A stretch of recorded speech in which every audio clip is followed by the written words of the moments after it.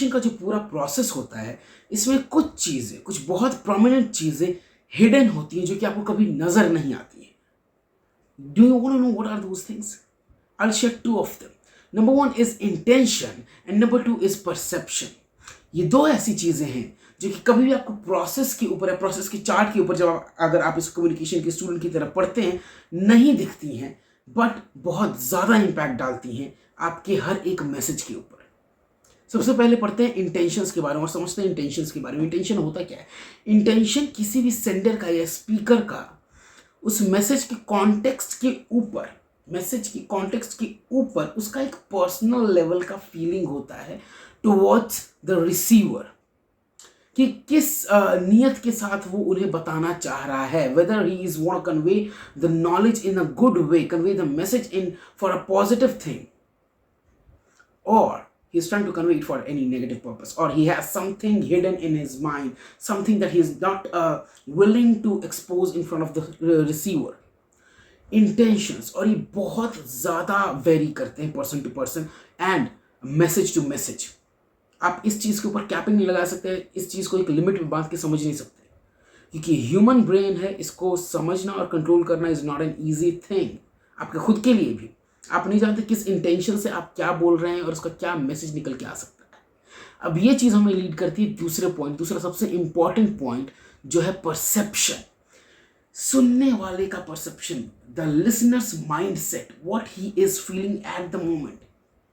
कई बार ऐसा होता है कि हम लोगों की अपने दिल से तारीफ कर रहे होते हैं, कोई भी काम अच्छा किया, जैसे मेरी टीम से ही अगर किसी ने कोई बहुत अच्छा काम किया तो मैं, कई बार ऐसा होता है, बहुत दिल से उनकी तारीफ करना चाहता हूँ, but when I look at their face मुझे लगता है कि okay, he is just trying to keep me up with my work and all these things, that's why he's just pleasing me, ऐसा वाइब आता है। why?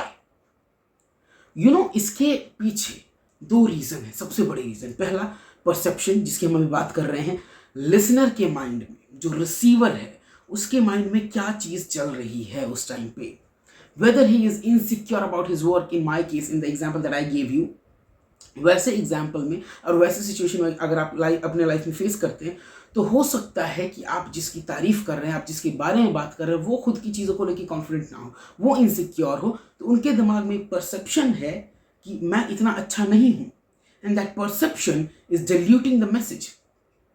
आपका message है कि आप बहुत अच्छी हो and he is not believing कि वो अच्छा है। उसके डिल्यूशन का रीजन क्या है? खुद का माइंडसेट, एक परसेप्शन जो दिमाग में बैठा हुआ है। अब वहीं पे आते हैं, मेरी क्या गलती हो सकती है, सेंडर का क्या मिस्टेक होता है कि परसेप्शन कई बार इंटरप्रिटेशन मैसेज का गलत हो जाता है। इंटरप्रिटेशन गलत होने का एक और बहुत बड़ा रीजन होता है emotional expression from the sender. हम as a speaker, as a sender of the message, कई बार अपने एक्सप्रेशंस को कंट्रोल नहीं कर पाते, समझ नहीं पाते हैं।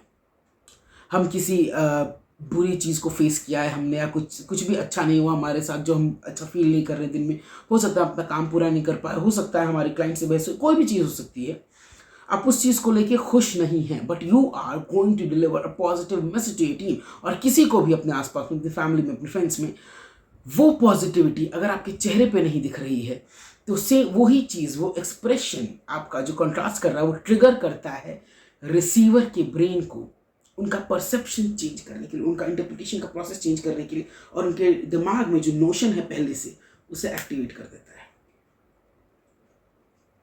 और ये चीज़ पूरे मैसेज को डाइल्यूट करने में बहुत बड़ा रोल प्ले करती है। It's really a deep thing. If you understand this and if you are able to apply these things in your life, you can be a master communicator. I promise you.